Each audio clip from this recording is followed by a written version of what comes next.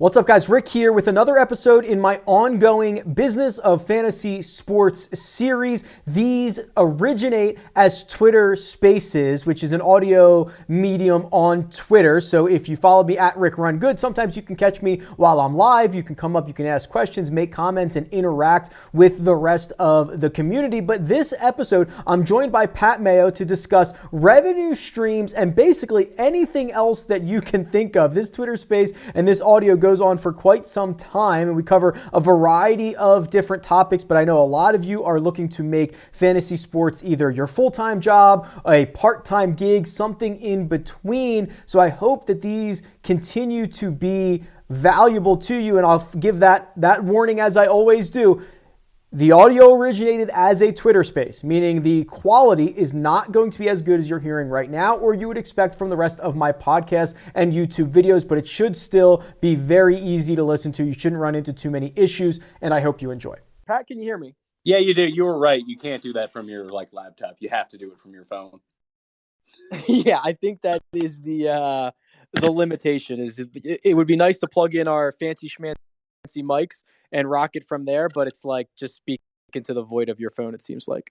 And it sucks because I can't find it. I have like a Apple dongle that I can plug into like the charging port of my phone and hook it into my mic. So if I ever have to do like a hit, I can just bring this like portable mic around with me. But alas, of course I can't find it right now. Like the one time I've needed it. Yeah, I've got a bunch of those adapters that I never use, and it would infuriate me if the one time I actually needed it, I couldn't find it. Pat, thanks for doing this, bud. I really appreciate it. Well, not being invited to your Twitter Spaces, you had to do something. Is this your first Twitter Space? I think I joined one, like not since since it changed, but I think you guys did one. It was either like a sweat or something like that. I think it was you and EP. We're doing something, and I just jumped in for like 20 minutes because I was around. Yeah, it seems to be they're making a lot of updates to it. So I'm interested to see kind of how much investment Twitter makes into it because, now it's like on the homepage, it seems to be something they're backing financially. Speaking of back, I was going to say, like the moment like we can code this stuff, I guess you could probably set up like some sort of audio record on your computer and get the file that way. But if they could just allow us to download this as an MP3 and then we could throw it up on our pod feeds after the fact, like this is a really easy way to do shows. Yeah, for sure. And just getting like bringing on other people quickly for either a question or for the entire time is like, yeah, it would be pretty fun interactive content that would be easy to get through this medium because everybody's just sitting on Twitter for the most part. Oh, 100%. Like if someone just had like a question, they jump in, they want to ask their question, you can chat back and forth for like 45. I think it would almost replace like the old school talk radio shows, like the drive-in shows. Like no one takes, I saw Morency tweeting about this, like no one takes calls anymore. Radio shows, because the only people that call into radio shows are like the worst people on earth. Oh yeah, they're lunatics, pure lunatics. But I feel like on here, obviously you people listening are not lunatics. Like you probably have good questions. Pat, let's get us back on track here. So the business of fantasy sports, brother, you are obviously one of the handful of people that have been doing this full-time for as long as you have. How long have you been kind of in the business of fantasy sports as your full-time job? This is my full-time job. I guess that would necessarily... I was working this as a full-time job even when I wasn't being paid and living off savings. So I guess full-time was when I graduated from broadcasting school. I'd already graduated from college. Then I went back to broadcasting school at the time. So 2012, I want to say. Wow, I was doing because I ended up moving to the States and launching a YouTube channel with the Roto Experts team and Sports Grid while we were down there. And that would be like my first foray to being like full time and doing this. I almost afford to eat, so that was nice. I lost a lot. I got in great shape. I'll tell you that much. That's so good. I mean, there's still, obviously being 9 years ahead of where we're at right now. I mean, I still get the question daily, like, Rick, I want to get into this. I want to either create content for a living or at least create content on the side. Let me ask you a bunch of questions about it. So let's start with this. We're heading into 2022. If you wanted to get started right now, or someone wanted to get started right now, how would you assess current landscape of making fantasy sports in one way or another your profession?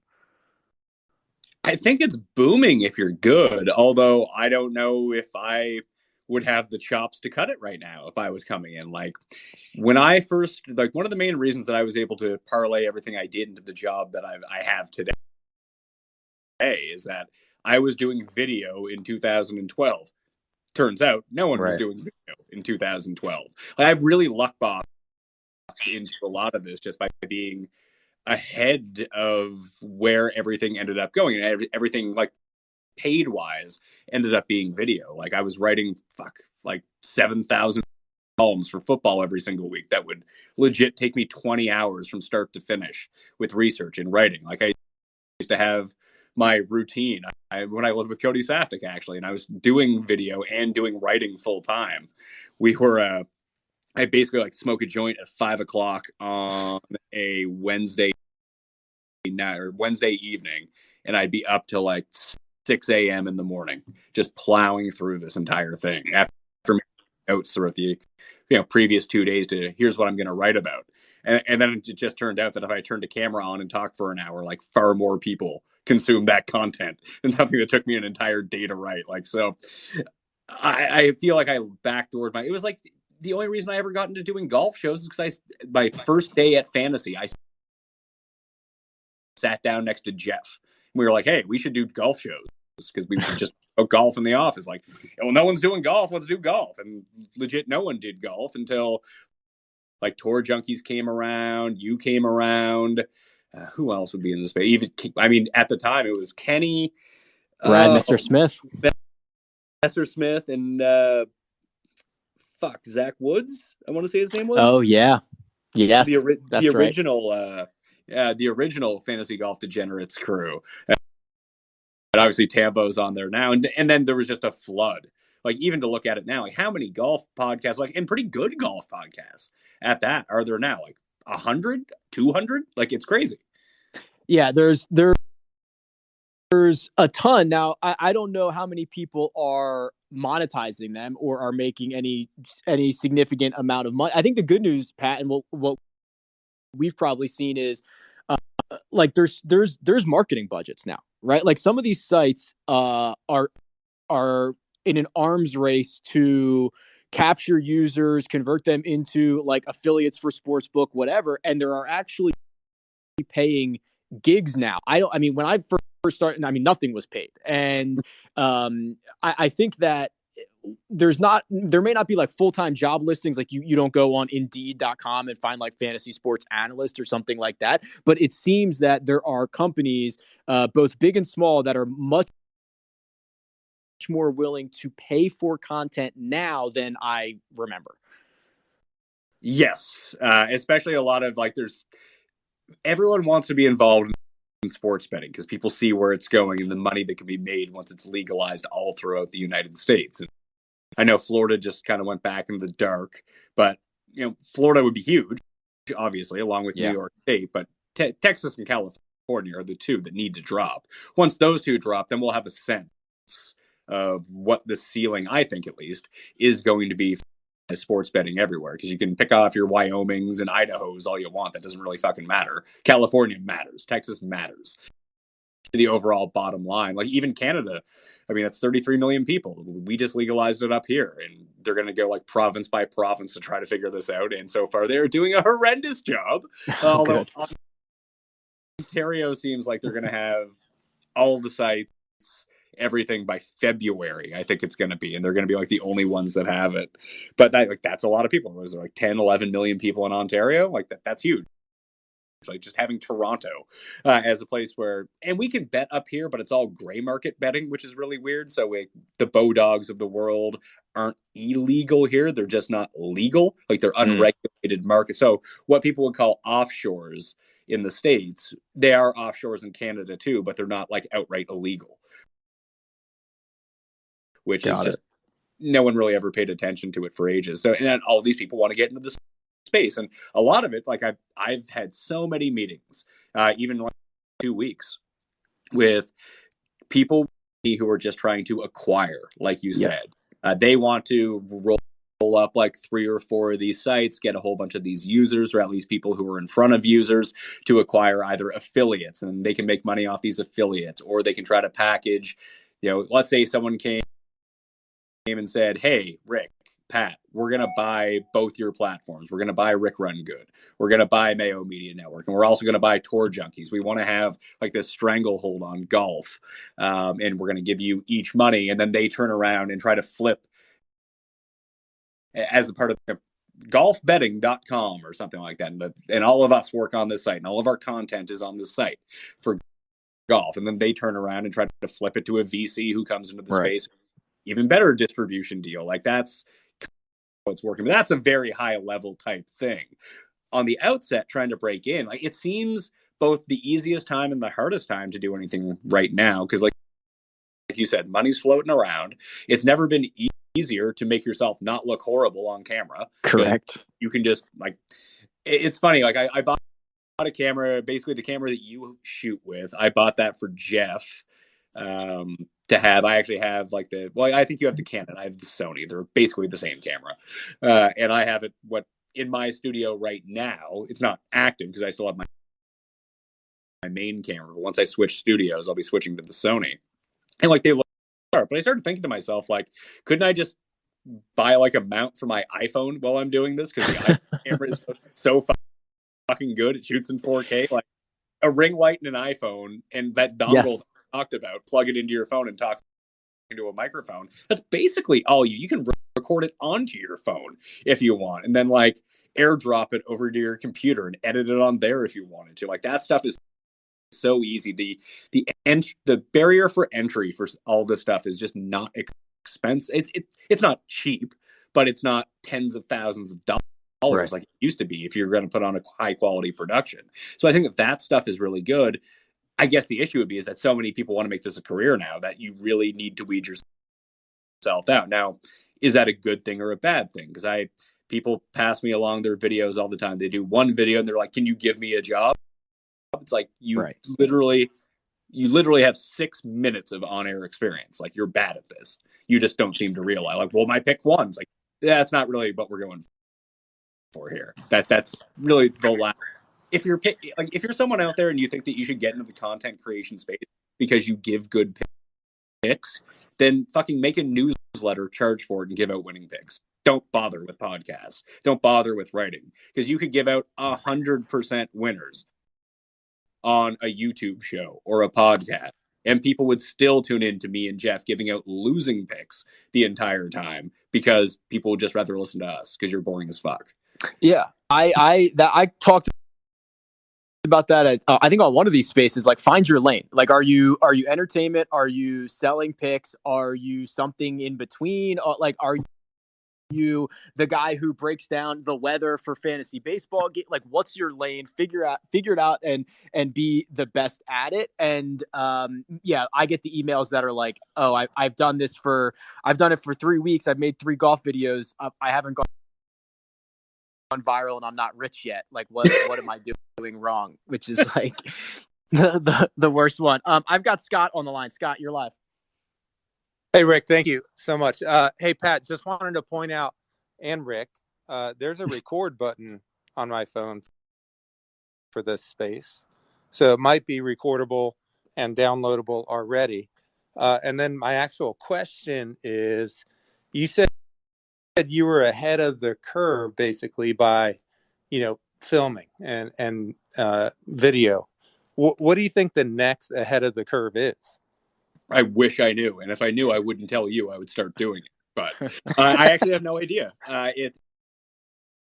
It's really tough. Everything, I've kind of pivoted to going more macro than micro, but there's so much, I think, available content out there for so many niche markets. Like if any of us had just started like an F1 show 6 months ago, like, we might be rich right now. You know what I mean?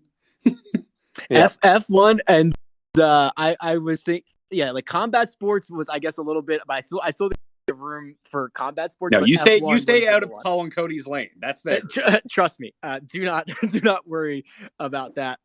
Thanks, Scott. I appreciate it. The one thing, Pat, that I think, especially as people are trying to get into this and trying to figure out what their revenue streams are, obviously having multiple revenue streams, having recurring revenue streams, all valuable, but a lot of the stuff at the start, would you agree, it's very transactional. It's one article for X amount of dollars. It's one video for, it's just like it getting to scale feels like the biggest battle that most people are going to struggle with when they try to take their part-time writing gig or their YouTube channel or whatever to making it their full-time focus. 100%. Like I could live off the money that YouTube generates for me over the course of a year, but it's not that much. Like people, like I'm not making hundreds of thousands of dollars a year off my YouTube channel. For sure. But I think that people think that though, like, oh, if I have 25,000 subs, like I'm on easy street. You absolutely are not. And I pound my shows with a ton of ads just to increase that revenue in terms of the stream. And it's fine, but you're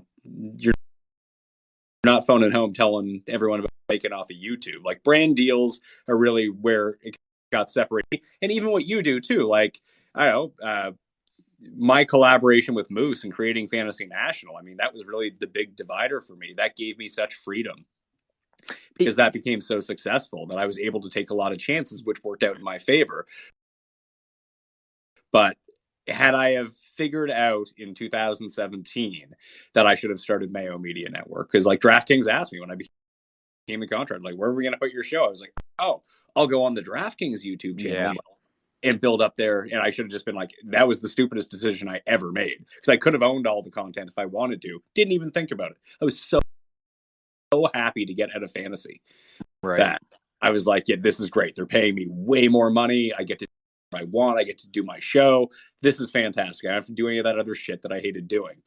But at the time, 3 years earlier, I probably should have launched Mayo Media Network. I'd be in a much better spot. Yeah, I've made a lot of bad deals along the way trying to figure things out. And you're right. Like RickRunGood.com is by far the vast majority of my income. Like not even close. It's the YouTube channel. It's not all these other things. It's like it's the recurring revenue that comes from a website that is generally the same amount of work, whether there is 100 users or 100,000 users, right? Like finding things like that. And they exist. It's 2021. There's the internet, whether it's Patreon, Pat, or something that scales much better than you being just say, okay, I'm submitting my article. I'm going to make $150 off of this and then just write another one like that. That's not scaling. And I think that people in this space right now, like obviously I have my relationship with DraftKings. I hope I'm with DraftKings forever. I've had a really good relationship with them. They've been incredible to work with. But since starting Mayo Media Network, like I've had the ability to work with other partners in the space. Like I've worked with Prize Picks for a while now. Like I really dig their game. I think it's super friendly, and just they've been so proactive in the space. Like Underdog kind of did the same thing where they got out there with all the creators. I thought it was a really good marketing strategy on both their parts, really getting their product in the hands of people who talk to a lot of people. And it's not like, hey, you need to play this.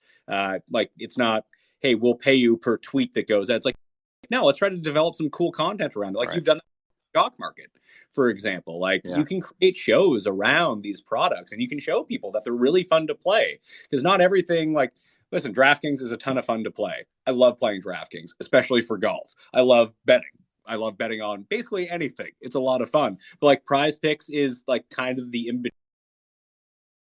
between. It feels like, hey, it's fantasy, but it's also kind of like prop betting at the same time. And where can I pick my spots here? I'm like, the lines don't really move all that much. So do I want to wait or do I want to get it in early? Like there's a lot of strategy to it. I've really appreciated my my dealings with them, they've been so good, like so transparent. Like one thing that people will find, depending on who you work with, like, oh yeah, you'll say, yeah, I'll do it for this rate. I'll do it for $250 an article or something like that, and then you don't get paid for like 4 months. So you never Yes. want to work with this again. Like the people that I always come back to are the people who are legit, pay you on time, never fear that they're running out of money or trying to fleece you in any sort of way. That the best relationships that you can build in the space, especially with places like that are giving out basically marketing money out of their budget, is it needs to be a relationship that works both ways. Like it needs to work for you just as much as it works for them. Because like you said, there's enough players in the space right now that, there are 2 or 3 places out there that I won't do business with solely because of the bad reputation that they have from other people that I've talked to. They're like, oh, don't work with these people. They don't pay. They call you every single day and want to be on a meeting for 2 hours to tell you their thoughts about everything. It's like, no, I don't have time for that. No one has time for that. Like, you don't want to be like, if you're a company and like you're out there listening right now, do not be those people, because people will hate and not want to work with you. Yeah, and building a concept, building a community, being interested in whatever your brand partner is doing, like they want that too. Like that's what they want to pay for, and they'll pay for that as opposed to just saying here's $100 for a tweet or whatever. I want to get back to those brand deals, but Birdman, you have been waiting patiently. Unmute yourself and fire away. Hey guys, big fan of both. I'm just wondering if you guys are jealous of people that have evergreen content, because I listen to most of the stuff on Mondays, Wednesdays. Yes. I'm sorry if I missed it. I was out to dinner with the fam, but Mayo, I watch all the cusps on my road trip, the cuss corners, and those are more evergreen. But are you ever jealous of people that do evergreen content, or do you wish there was a way you could have more evergreen content? Yeah. Let me try this, Pat. So I'm jealous of it, but would you argue, Pat, that there is, if you can do it right, a lot of value in being kind of timely, even if things are going to expire, being able to pump it out, trying to be one of the first to market. There is some level of value to the content that immediately expires 2 days later. Yes and no. So, like, I see Sal is on right now, and he can probably speak to this a lot better than me because he does basketball, which we have tried to unlock at Mayo Media. Like, I have conceptualized the show. I know what the show is. But I'm like, this only works from 6:30 to 7 every night. That's it. Like, it has to be a live show, because if you try to talk about basketball at 8:00 in the morning, like, it is fucking irrelevant 2 hours later.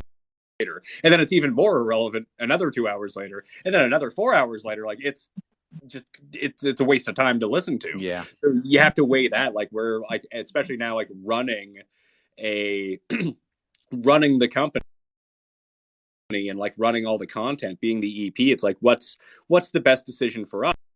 I mean, Birdman, you kind of hit on it. Is Birdman like Dave? Or whatever your real no, go but to call him Birdman. We're calling someone Birdman. Michael Keaton is, I guess, what we'll call you. But I mean, I think that you can see why I picked the sports to cover that I do, why I don't cover baseball anymore. Like golf does have a shelf life. Even if something changes in golf, unless it's Tiger Woods pulling out of the tournament, what I say on Monday is usually pretty good on Wednesday night. You know what I mean, Rick? For sure. The course hasn't changed. The vast majority of the players who are playing that week have not changed. Yeah, there's obviously been a couple of scenarios, especially with COVID, where, the favorite WDs or whatever, but that doesn't dramatically change the scope of the slate as it does for other sports, which obviously is one of my favorite things about creating golf. Kevin, but hold on. I had one more point on that. Sorry, Kevin. We'll get to you in a sec. I apologize. So we have that. So we have golf. So Monday is still good on Wednesday. The Tuesday show that I do for DraftKings, sometimes with you, that's good. And then if anything changes over those days, I still have a Wednesday show where it's shorter and I can kind of update anything that's changed, hit you with the news. So I have the newsletter, and the newsletter is people should be starting newsletters. Like all the registered users you have on your site, that should be like a newsletter or a data collection, because as I found out, the companies will pay a ton for email addresses as long as like you own them. So getting people to sign up for newsletter. I don't try to spam people with the stuff or sell off their information. But if someone came to acquire my company, that would be a valuable asset that I would have, because this is the list of the people who actually like deposit on stuff or are active with everything like that. So golf works that way. Football in a weird way works that way as well. Last week was not a good example of that, but if I do a ranking show with Jake on Tuesday, like if someone tuned in Sunday morning, some stuff, injury stuff is at a date, but like it's not at the same time. Like you could watch that show and kind of piece together what's going on. It's not so wildly out of date. And 4 other football shows. So you can kind of watch any of those at any time during the week before kickoff or before the game that they last. And then, I mean, before Paul and Cody had the spinoff, that's why we did UFC. I mean, they were good at UFC. Obviously that helped, but they can record that on a Wednesday and it's good till Saturday night. So we picked the 3 sports where stuff actually lasts. It doesn't last 100%, but it probably lasts like 95%, which is not something you can say about any other sports. The other sports have a shelf life of like 5 hours, essentially, before everything changes. A new goalie starts in hockey, pitcher gets scratched, or that's a different lineup of the guy that you wanted to play in baseball tonight. Basketball that we just talked about. Even NASCAR, like NASCAR is irrelevant to talk about until they have pole positions figured out. And that's how you can actually analyze what's going on. So we picked the 3 sports. But I'm jealous of evergreen content. That's why we do Cust Corner. And that's why, Rick, you and I both do like the DFS strategy or the strategy. Like those are stuff that we can kind of point to during off times or release if we want to take a vacation. But I do have plans to start like a legitimate evergreen new podcast in the new year, which I'm really looking forward to. Once my new studio is finished, and it's almost finished, just needs the lighting at this point and a sound check, but I will have like a fully evergreen podcast that people can go back through the archives at any time, and it's going to be fine. It is not sports related, however. It is a battle that I fight constantly, and I've used like the strategy stuff to kind of fill the gaps in between, whether it's off season, off weeks, just things that I can constantly build and be like, hey, here's the same 30 questions I get all the time. Let me start building this out. Let me start letting YouTube do its thing, drive people back to the channel for some of the more timely content. Okay, Kevin, sorry, you've been very patient poolside. Hit us. Hey, Rick. Hey, Pat. How you guys doing? Good. All right. So, here's my thought. And actually, before I even get into that, Rick, we go back a very long way. You probably don't remember, but I think some of your content was, being used on one of my sites back in the day in 2012. A little DFS content was kind of being relayed under Rick's pick. So I'm glad to see your success all these years later. Doing really well. I think I do remember that. Yeah. Yeah, Rick's pick. I didn't realize it was the same person. I'm like, I think that's the same guy. It's really cool. Anyway, I just realized it within the last year or so. But my question for you guys, and it comes back to video content. So with the sort of advent of TikTok now and the shorter form content, and both of you guys do a lot of really long form content, and the YouTube algorithm doesn't seem to love that as much. Have you adjusted your approach at all in terms of like trying to shorten up your stuff? Because both of you guys are, again, really, really known for longer form content, even an hour-long show or half an hour. But the YouTube algorithm, it's really hard to grow your channel and your page today when you're doing long-form content, because YouTube just it's kind of using that TikTok approach of 15 minutes if people leave, and however the algorithm works where it's not recommending your stuff. So number one, I would say, have you kind of pushed over to TikTok at all? Do you like that format for the type of media that you do? And also, how are you dealing with maybe the difficulty now of growing a channel on YouTube based on the way kind of the YouTube algorithm really seems to be working lately? So some of the most some of the best performing stuff been like during major weeks or some other weeks where I kind of experimented with like top 5 sleepers, top 5 fades. And the point of that whole thing, and thanks, Kevin, the point of that whole thing, Pat, was to kind of do what Kevin's talking about and have some hit shorter form, 7 minutes or less, because that's essentially the attention span for a lot of people. But I've not jumped into TikTok or even shorter yet. One, Pat, it's not really my style, but also I think the jury is still very much out on if TikTokers are spending money, which I guess is kind of the short way to put it. I don't know if they are, and maybe it's brand deals over on TikTok, but I don't know necessarily the revenue paths on TikTok as well as I do in some other places. I don't have TikTok, so I have no idea. I think that if you could become the monopoly in that space, and one thing I don't think you want to do is spread yourself too thin on everything. Like, I experimented with Instagram for a while. Like, I don't live on Instagram like I kind of live on Twitter, so I might as well triple down on Twitter if that's what I'm going to go at. Like, I don't need to be all things to all people. Like, my show is never going to be as big as Howard Stern show, and I need to accept that I really need to kind of hammer down and find the people that are good with me. I don't really understand how the YouTube algorithm works at all anymore, to tell you the truth. I feel like I used to have a really good grasp on it, and that's how I was able to grow those channels. Now my channel is growing a little bit slower, still growing at a pretty good pace, but I don't want to do content. How can I phrase this? I don't want to do the type of content that brings people in for 2 seconds. Maybe they subscribe, maybe they don't, but they won't ever click on anything else that comes up through that feed. Because like my best performing show is usually the ranking show that I do with Jake, and that's usually like an hour and a half long. But my audio audience is like 10 times bigger than my video audience, and really that's all I'm doing. I'm making an audio podcast, but figuring out a way to make it consumable in video form so it's not exactly the same. So like my highest performing show all year is going to be the 18, I guess, plus playoff weeks that me, Jeff, and Tim do our spread pick show. It's not even close. That show is like 4 popular as any other show that I do. And the video version on YouTube is not the highest rated video that I do during like a football week.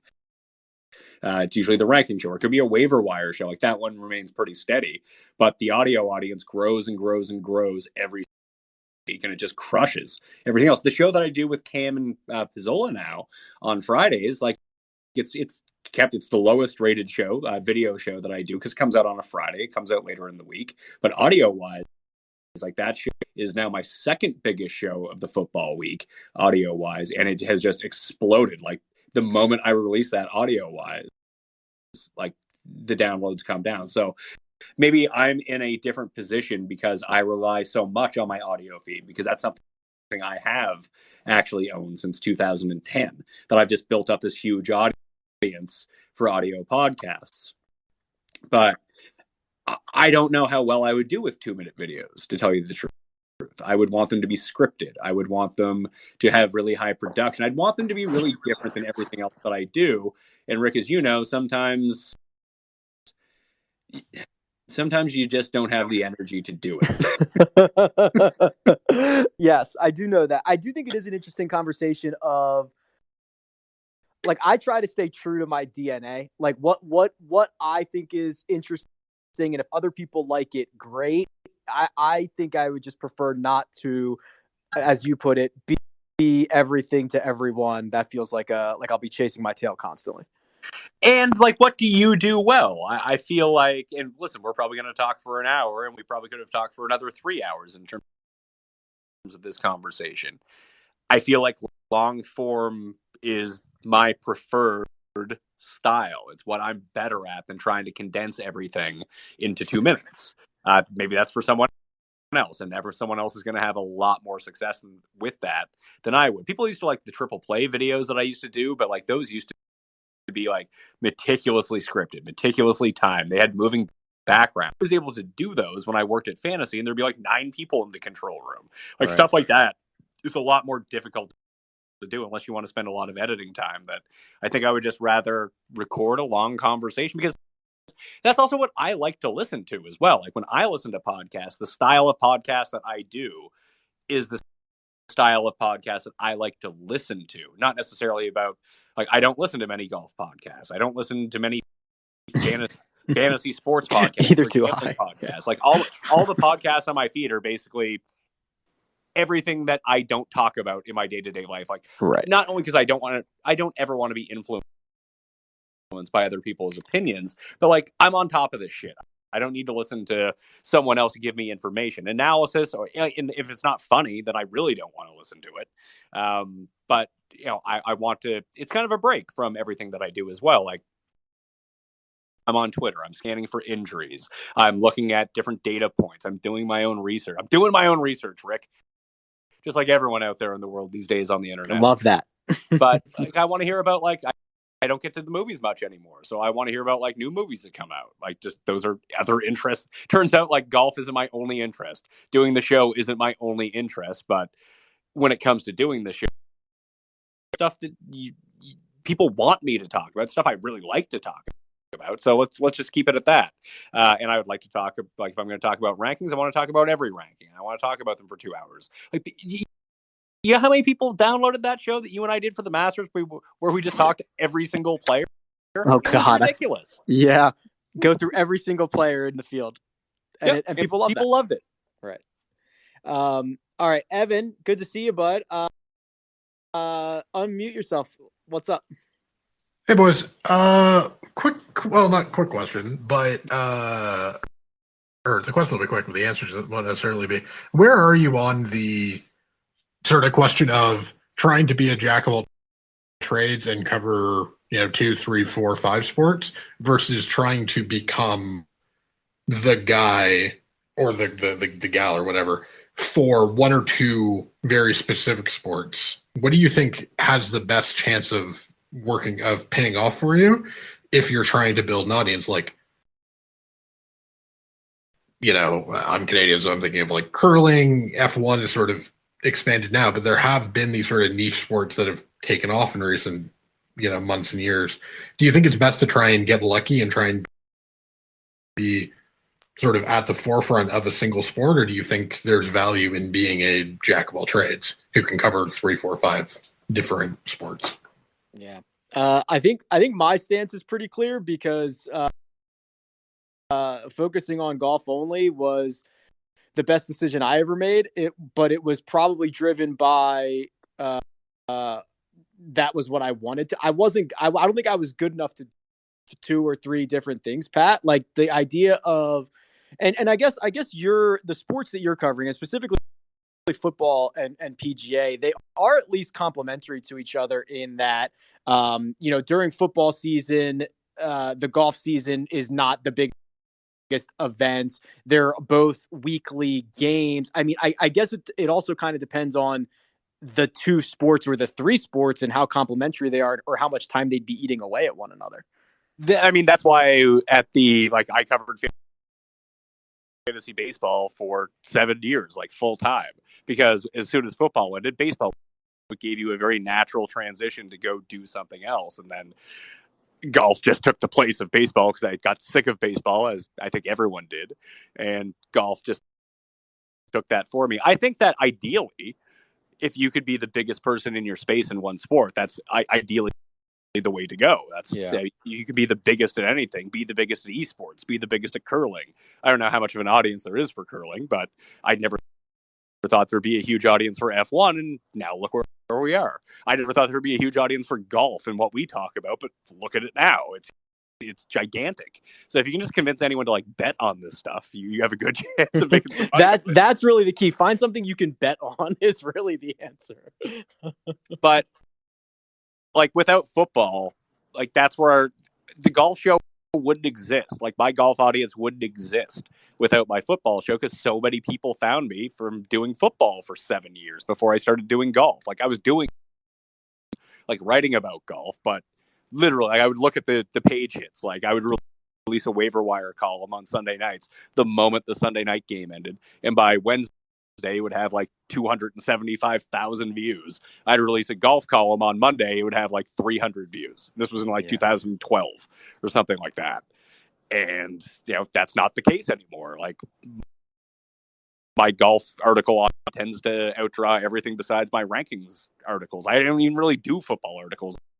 They're just lists that house the videos and podcasts that I do, because that's the only way I can figure out to make SEO viable. But I think if you can be the biggest in one space, that's hugely valuable because everyone's just going to come to you. Like, golf makes me more money now than football does in a way because people associate me with being really big in golf, where I'm big in football in this space, but I'm nowhere near the top of the chain.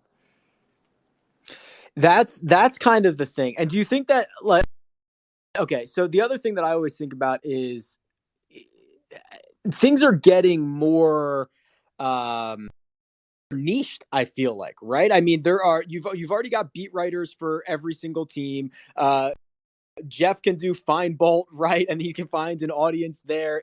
There can be a guy who just does injuries because they're a doctor, or you can be the guy who's on breaking news. Like, if you were trying to break into football right now today, I feel like you'd have to have be great at something inside of football, or you'd be like fairly dead on arrival. Yeah, and I kind of get grandfathered into it because I've been doing it for over 10 years. That people are going to look at my rankings because they looked at my rankings in 2013. I have no idea what the growth on that is for me. It's probably, minimal, to tell you the truth. But it's still something that attracts a lot of eyeballs. And then from there, getting those people into the Mayo web that I can push them to golf. Like, I know a lot of people started watching my golf show because they liked the football show that I did, like with Jeff or with Tim or with Gary and that kind of thing. And they were like, hey, I like your football show. I don't really care about golf. I'll give this show a chance. Hey, this show is fun. I like betting on golf now. Like, if you can find something that complements it, because like you said, they kind of go hand in hand. Like football, like even to scale back to the Evergreen question from a little bit earlier. Evergreen's great. I wish I had more Evergreen content, but the fact that stuff does change every day does give us something to talk about every single day. Yeah. You never really have to go out of your way to find topics to talk about. There's always something to talk about. It also makes you valuable, Pat. If every day I know that I can find something from you on football, I know where to find it. You're going to have something. It's going to expire in 24, 48 hours, but I know you'll have something for me. And you can just tune in. You skip that one. Always download, by the way. Need those downloads, even if you don't listen. But you can just tune in to tomorrow's show. Or like, I know that there are people who don't care for, like I pointing back to the Jeff and Cuss show. Like, people like to listen to that show because they find it entertaining. They're not tailing the gambling picks for it. I can tell you that much. But there are some people who just don't care about gambling, so they listen to like the fantasy specific shows, or they play on DraftKings, so they like watching the DraftKings show. Like, there are so many, like you said, there are so many subsections within each of the sports that if you pick a lane to go with, like really hammer down that. I guess I'm more of a generalist that way, that I've always done. Basically, for the past 6 years, I've done season-long fantasy for football, DraftKings fantasy for football, and betting for football. I mean, there's probably going to come a point in time where I give one of those up. I don't know which one it would be because they all, have their. It's not going to put it that way, but like between daily fantasy and season-long fantasy, like I have less interest in season-long fantasy than I ever have. I still love talking about it. I love playing, but I don't play in 51 leagues anymore, kind of thing. I play 3. Yeah, and I think that's probably a common sentiment as well. Dylan, I brought you up. Okay, fire away. What's going on? What's up, Pat? How's it What's going, up, man? dude? Yeah, so I joined. I wanted to just give kind of a perspective. I work at Prize Picks with Jordan Gold here. He's in the audience. Do y'all see him? The glasses and the Jets logo in the back. Bro, Jordan, what are you doing, Jets? So I wanted to kind of come up and see if y'all wanted to get a perspective from the operator side of how we look at this kind of stuff for y'all. Hit us with it. Absolutely. Because I mean, Dylan, like we've been before, like when I do Prize Picks deals, like it's through you. So yeah, I think that would be hugely valuable to people to hear. Yeah, absolutely. So I mean, I feel like it's sort of a really good time for all of y'all listening to be doing this kind of stuff. Prize Picks, Underdog, all the kind of small sites right now are in full-on acquisition mode, looking for new users, and I feel like even in 2, 3, 4 years, it's going to be that much more with all the sports books. So it's a really, really good time to do it. Right now, we're super focused on what's worked for us super well, which has been like YouTube and TikTok. That's kind of the future. I see Sal on here as well. He's been an awesome YouTube partner for us. See a lot of other familiar face chat. We get around the industry pretty well. John Luke, I see you up there. And outside of that, I think what y'all were saying earlier, Pat, about relationships also matters a lot. So for us, numbers is a big thing, but also we're people at the end of the day. And if you're a good human, you're fun to work with, we're probably going to do a deal with you again, do a bigger deal, spend more money with you. So that's a super important thing that is probably underlooked a lot. Yeah, It's like that crazy. relationship building is so huge that, you know, if you ask me to do something, there's the transactional part of it. Like, hey, I want money from you, and you want customers from me. Like that's the baseline of what it comes down to. But if, you know, I'm easy to work with, you're easy to work with. I mean, it's no different than when people start these new sites. Like when FTN started up and I was with FTN, like when they were looking for people, I was like, well, I know like 5 people that I've worked with in the past that I know that are good, that are going to do their work, and I like them. I'll give them a call. Like it's insidious in some sort of ways, but that's a lot of how business is done at the same time. Like, do I like working with this person? Yeah, then I'll work with them again. This is great. I've definitely turned down probably better deals from people that I did not get along with or didn't trust, and took worse deals with people that I did trust or just liked better, because it is so a huge chunk of it is certainly relationship based. So I appreciate that, Dylan. Yeah, I think one other thing that I would want to say on here is one thing that we've noticed is there's some very large companies in this space, but some of our best partners, some of the people in this room right here with us today, are people that have one person working for them, and they have a very good influence on the industry. So just because you don't have a large company or awesome production or something like that does not mean that you can't be an awesome partner and make a full-time salary or more than a full-time salary off of this, working by yourself, making a YouTube show, making TikTok, stuff like that. Yeah, I mean, as of for the most part, I've been a one person team until my wife came on like a year and a half ago, and now we're a 2-person team. So it's true, it's happening. I appreciate it, Dylan. Thanks so much. Let's do Matt. You're hot. Talk to us, Matt.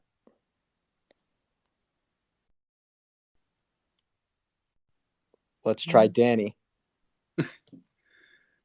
I feel like I'm working the 1s and 2s here on the drive-in show. Danny, This live. is why you need a Paul Shaughnessy in your life to do the stuff for you.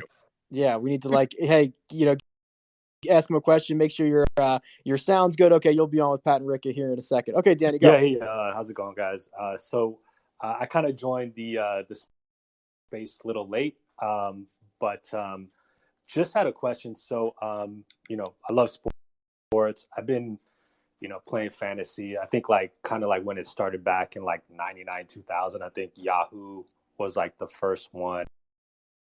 I do stock and options trading. My question is, have you ever thought of somehow combining fantasy sports with investment type, like as you would like to buy stocks, but a fusion of both? I did actually just see a website a couple weeks ago that they're trying. It's more of like you're investing in players, but it just doesn't seem that kind of thing will take off, because the return on investment, you're not investing into an actual company, you're investing in a player. If they get hurt, and you can like buy and sell the the player. But I thought about it a while ago, like it would be cool to kind of fuse the two, like where you're kind of investing in particular teams, through a fantasy platform, if that makes sense. Or has that ever kind of crossed your mind? I think that people have kind of played around with this idea for a while, from what I've heard at least. The execution of it is really tough. But like Rick, I think what he's speaking, not necessarily, maybe not directly about, but like what Jock Market does with their player IPOs, like that's a form of fantasy with players, that kind of thing. Like I think that's more niche than like even when Dylan was talking about like Prize Picks and Underdog and that kind of thing. Like that's very easy to understand and consume. I think that's what makes those products really good. And I think the Jock Market product is really good too, but it does take a bit more explaining to figure out, because stock market is complicated. So I'm pretty sure he thought he was inventing Jock Market. I'm not sure, but yes. So, but the thing about Jock Market is, it's one game at a time, or one day at a time, or one slate at a time, and they're in kind of like full education mode, right? Because there is a learning curve to it. It's not go on there and say over under on 300 passing yards or whatever. There is a level of knowledge that you have to have about fantasy sports, and a level of knowledge that you have to have about the market. And you're right, Pat. Like it's not new. They're just executing it better than basically anybody else who's done it this far. And there's probably going to be a lot of break off different types of fantasy games that are going to try to capture some portion of the market. Will they be successful? I guess we'll find out, but we are going to probably see a ton of variance in fantasy and props or whatever else over the next decade. There's going to be a million, and I guess we'll see which ones are winners and which ones are losers. But that also, at the same time, I mean, you can bring Sal in too, because I think he can speak to this.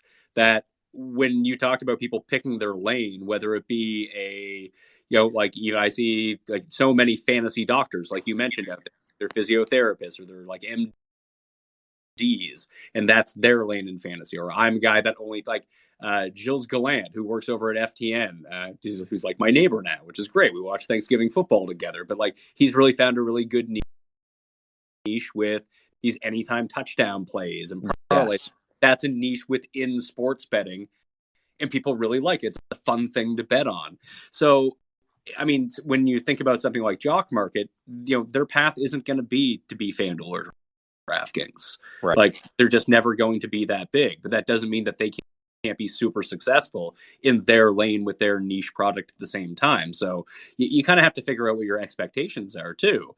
Whether like with Prize Picks and Underdog, like after Monkey Knife Fight sold for like $98 million, like I assume that, everyone at those companies look and be like, oh shit, we could probably in 4 years time, we could sell for like 400 million or 500 million if we have enough customers. Like that's the ceiling on that. But like, are those places going to overtake the giant sports books? I mean, probably not. But that doesn't mean that you can't become like half a billionaire at the same time. So correct. It's all about what expectations are. Yeah, plenty of money to be made as not DraftKings and not FanDuel. Sal, hey buddy, welcome. What's going on, guys? Can you hear me? All good? Loud and clear. Yeah, what's up, guys? I guess I had a two-parter on totally separate ends. So I'll go with the end that's, I guess, relevant to just the holiday season. How do you guys scheduling content obviously gets around it, and not having Evergreen trying to make the strategy stuff helps. But have you put any other thought into sort of like a mobile setup? It will never look as good without investment as like your main setup. But I'm thinking more and more, especially with football ending, on just potentially mobile setups, ideas, start massive, where companies eventually will come around to be like the content creator Airbnb. But I'm just trying to think of other ways to have mobile setups. I'm curious if you guys have ever thought of that. Yeah, Yeah. I have my travel pack that I can kind of shoot from anywhere, and Yeah. it does involve, like I said, finding that fucking dongle that I can't find. But like I do actually have like a ring light that can have my eye, like basically how influencers take their like selfie pictures when they're like on Instagram or on wherever, that I can essentially frame up my shot on my phone, have a microphone in front of me, figure out a background. Like background's probably the hardest part, but with that ring light, you can be lit well enough that I think that works. Like the overall quality, it's not going to be the same as you have in your studio, but it can be like 80% that. And I mean, for most people, that's probably good enough, especially because the camera quality and like, I in front of me right now, the one that I couldn't get to work earlier is the Audio Technica 66 something. It's like a USB mic. Like no one should ever use those fucking snowball Yeti mics. Like those Yeti mics are so crappy. And there are other ones on the market that are like the same price that are so much better. They don't sound as full as like a Shure mic or a Rode mic, but they sound pretty good anyway. Like you get by with that because you can adjust your volume on it. You can adjust your gain on it all within the microphone. So I think that the portable setup, I mean, you can $500 and still have $200 left over and have enough equipment to do this, as long as you have a laptop where you can edit stuff. I find the hardest thing for me is like when I'm mobile, Rick, is actually uploading stuff, because like I have to tether 5G off my phone because nowhere I go has good enough internet that it won't take like 5 hours to upload something. Yeah, no, I've got like my go bag is like one of those mobile hotspots. Yeah, like a little mini thing, and then you find like a corner of a hotel room or whatever for a backdrop. But you're right, that's an issue. But I actually think it's not necessarily mobile, Sal, but there is certainly, at least I've noticed, uh, people are kind of getting more. This is weird. People are getting more comfortable with worse setups. And what I mean is like networks would never put you on from your home studio because you were in your home studio. But now that everyone has been Zooming and video chatting for 2 years and everyone is coming in from their home, like networks are much more willing to accept your home setup. Now that's not necessarily your mobile setup, but there's like never been a more acceptable time to be on the road in a place that's just like, yeah, like it looks good enough. There's like some photos behind him. He's well lit. Like you can rock and roll. Really weird time. And we'll see like in the next couple of years if networks kind of go back to wanting you to be in studio and stuff. It's a lot cheaper to be able to bring you in kind of remotely.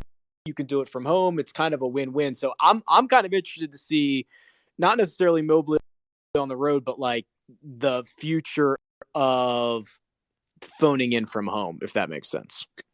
And one of the things that I wanted to do, like when I bought a place to build my new studio, because I feel like I wanted to pivot a little bit, because so many people are doing stuff from good looking home studios now that like for so long I had such an advantage versus people doing videos, like it's not like independent people doing videos, that my production quality just looked so much better than everyone else's for like a good 3-4 year stretch. And then everyone caught up to me because they learned how to do it too.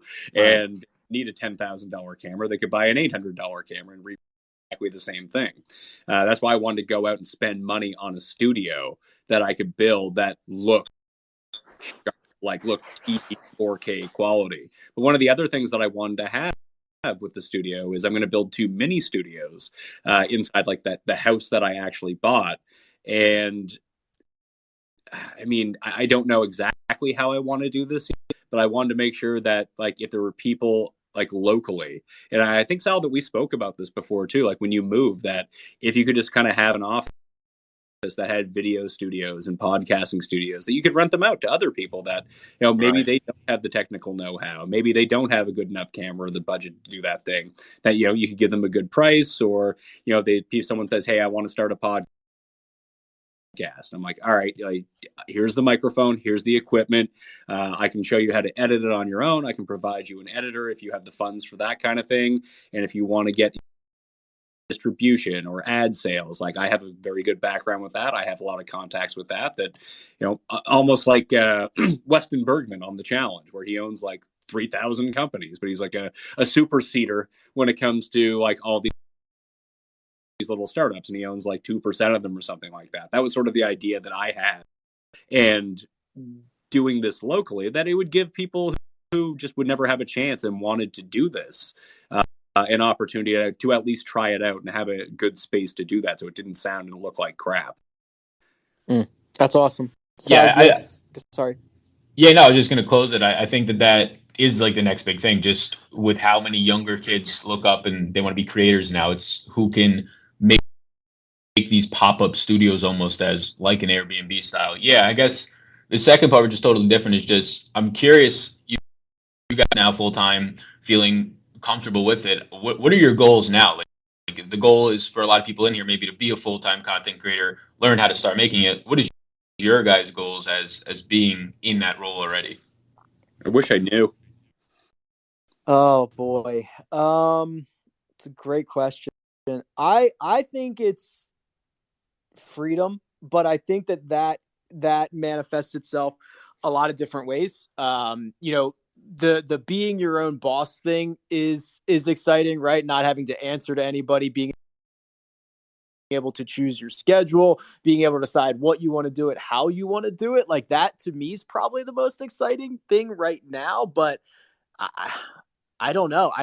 Maybe it's just head down, Sal and Pat, and I'll figure that out later. I don't know if I have a good answer for that. Yeah, I'll throw it back to you, Sal, because I don't know. Like, do I want to be doing these same shows 10 years from now?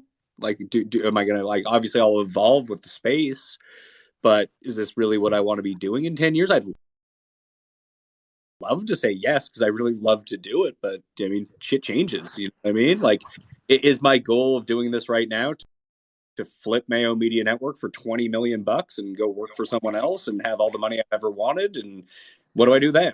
Like, if I sell the company, then I give up all my authority within the company of doing things my way at the same time. Like, it's very tempting to take a deal like that because it kind of sets you up. I have a family now; it sets them up, and we could live very comfortably that way. Fuck, if it was like $3 million, it would be fucking amazing. But like, I don't know. I guess my answer is I don't know. I just really like doing the shows. I like the work. I like the shows. And right now that's good enough for me. Yeah, I mean, I guess I was looking for inspiration from you guys because I'm kind of in a similar boat. But I mean, I guess yeah, same thing. Like right now, I'm enjoying it completely. So I guess I haven't looked at what's the next step. Kind of believe in when you're doing it, you're turning out the grind, and like just the opportunities keep opening, and you kind of go from there. But yeah, I guess like longer term, it would be just some of the stuff that we touched on. Like I remember when I was in college, just started doing this. I was on the bus one day and everybody was looking at their phone, and I was like, "All right, how can I like be on the screen so they're looking at me?" And now I'm to the point where everybody's making this content, at least in our space, like nonstop, almost in somewhat of a hamster wheel. It's like, how can I be on the opposite side, whether it is the operator side, being like partnered with a bigger company, or that produced having these studios and equipment and being like a consultant to it. So that's one way to just kind of eventually, right now I got some energy left in me, but eventually be able to like get a little bit less time in front of the camera when the time comes. Dude, you're like 23, aren't you? I'm getting old. I'm 25 now. Oh God. Man, I turned 37 soon. Like, I'm fucking dead. Pat, you're a young 37. I wouldn't even guess you're in your 30s. Yeah, it's because I cut the gray out of my hair. There you go. Good stuff. Let's put a pin in it there.